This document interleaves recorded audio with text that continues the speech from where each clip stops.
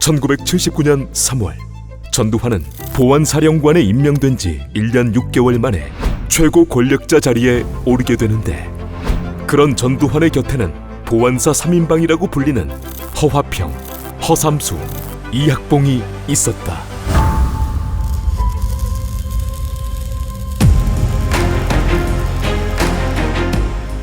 (1937년) 경북 영일 출생 허화평, 1936년 부산 출생 허삼수, 1938년 김해 출생 이학봉.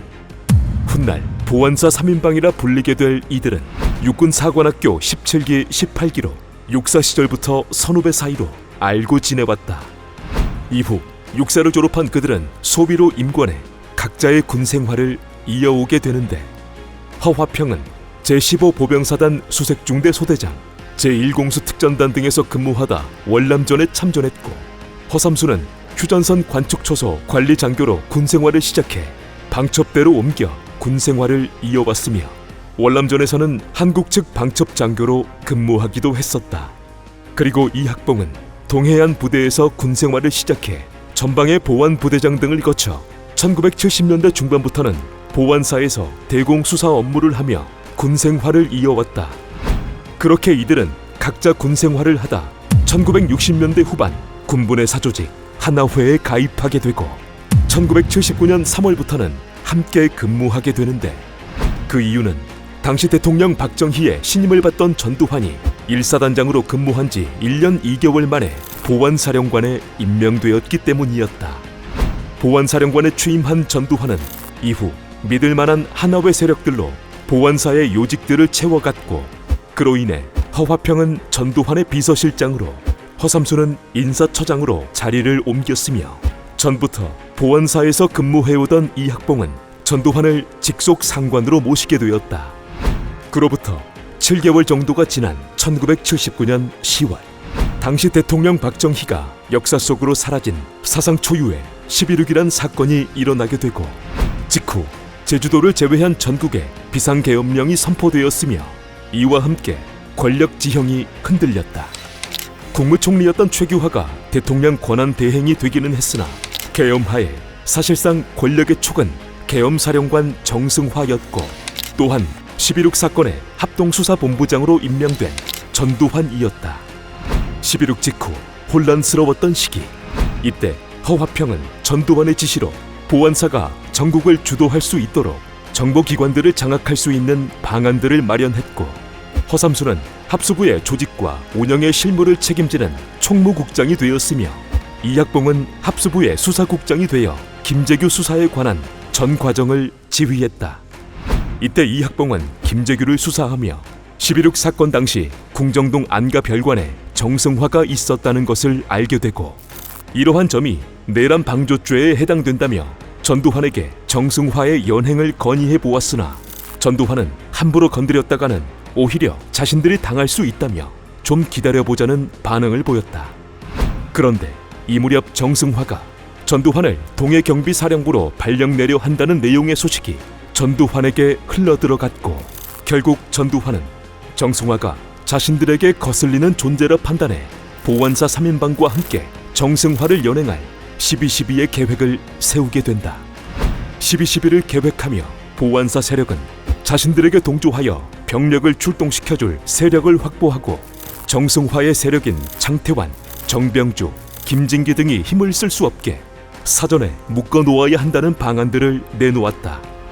마침내 1979년 12월 12일 준비를 마친 전두환 세력은 계획을 실행하게 되는데, 이때 허삼수는 정승화의 공관으로 향해 서울 시내 한복판에서 총격전을 벌이며 정승화를 연행했고, 허화평은 보안사 내에서 감청을 통해 자신들에게 방해가 되는 육본과 장태환, 정병주 등의 움직임을 사전에 파악해 차단하며 12.12가 전두환의 계획대로 될 수 있게 했다.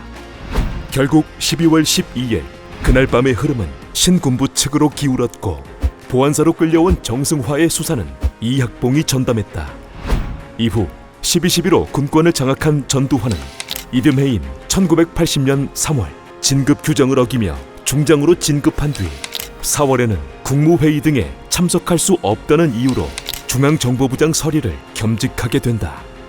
이 무렵 보안사 세력은 신군부의 집권 기반 마련과 언론의 조정, 통제를 위한 K 공작 계획을 세웠으며 5월 초 전두환은 집권 시나리오라고 할 수 있는 시국 수습 방안을 마련하도록 이학봉과 권정달에게 지시했다. 며칠 뒤 그들은 시국 수습 방안을 내놓게 되는데 그들이 내놓은 내용은 비상계엄 전국 확대를 통해 국회를 해산시키고 비상기구인 국가보위 비상대책위원회, 이른바 국보위를 설치해야만 전국을 장악할 수 있다는 내용이었다. 이후 전두환은 시국 수습 방안을 최규하에게 보고한 뒤 실행하려 했으나 최규하는 반대했고, 그러자 신군부 측은 전군 주요 지휘관 회의를 열어 시국 수습 방안에 대한 결의서를 쓰게 했다. 신군부 측은 지휘관들에게 받은 결의서를 전군의 뜻이라며 최규하에게 받아들이라 요구했고, 그렇게 그들은 1980년 5월 17일 비상계엄 전국 확대를 비롯한 시국 수습 방안을 현실화시켜버렸다. 이때 보안사 세력은 국보위 설치에 구체적인 계획 수립과 함께 김대중, 김영삼, 김종필 등 당시 주요 정치인들의 체포와 연금 조치를 전담했으며, 또한 국보위 내에서도 공직자 숙정과 언론인 해직, 삼청 교육 등의 계획을 추진하기도 했다. 마침내 1980년 8월 27일 전두환은 통일주체 국민회의 대의원들의 간접 선거로 제11대 대통령에 당선되었고 11.6이 채 1년도 지나기 전에 제5공화국을 출범시켰다. 그리고 전두환이 최고 권력자가 되는데 일조한 보안사 3인방 역시 제5공화국의 출범과 함께 준장으로 예편한 뒤 청와대로 들어가게 되었다. 전두환 정권의 출범과 함께 허삼수는 사정수석으로, 이학봉은 민정수석으로, 그리고 허화평은 직제에도 없는 대통령 비서실 보좌관에 임명되며 별관에서 근무하는 다른 비서관들과 달리 전두환과 함께 청와대 본관에서 근무하는 실세 보좌관으로 자리 잡았다. 그러나 1982년 단군 이래 최대 어음 사기 사건인 장영자, 이철이 사건으로 그들의 입지가 흔들리게 된다. 장영자, 이철이 사건에서 허화평과 허삼수는 제5공화국이 더 큰 지지를 받기 위해서는 사건에 연루된 전두환의 처삼촌 이규광을 구속시켜야 한다고 건의했고, 이와 달리 이학봉은 이규광의 혐의가 장영자의 자백에 불과하니 괜히 구속시켜서 전두환에게 오는 피해를 감안한다면 구속까지는 필요가 없다는 입장을 보였다. 이때 친인척들을 구속시킬 생각이 없었던 전두환은 허화평, 허삼수의 건의를 거부했고, 그때부터 두 허씨는 서서히 전두환의 눈밖에 나게 되었다. 하지만 두 허씨 외에도 여러 측근들이 이규광의 구속을 지속적으로 건의하자 결국 전두환은 이규광을 구속시키는 것으로 장영자, 이철이 사건을 마무리했고, 이후에도 허화평과 허삼수는 전두환이 신임하던 경제수석 김재익의 금융실명제에 대해서도 날카롭게 반응했다. 두 허씨는 금융실명제가 한국의 사정을 고려하지 않은 시기상조의 정책이라 비판했고, 이학봉은 금융실명제가 재산가들의 탈세와 정치 비자금을 막을 수 있을 것이라는 입장을 보였다.